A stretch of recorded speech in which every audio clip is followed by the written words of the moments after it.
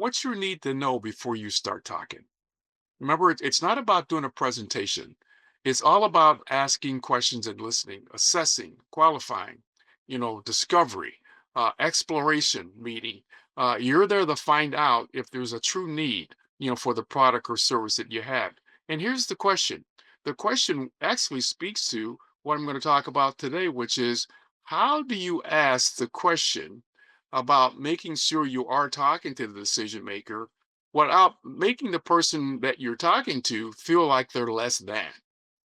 And I said, wow, that's a good one because I've over the last 35, 36 plus years, I've gotten that quite a bit, especially when I'm on site, doing training. And part of the practicing is how do you ask that question without insulting the person that you're talking to? Well, it's pretty simple. There's two ways that I like to do it. One, sometimes I'll say, hey, you know what?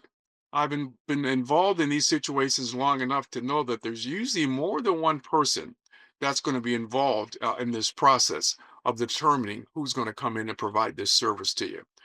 Who would those two or three people be in your company?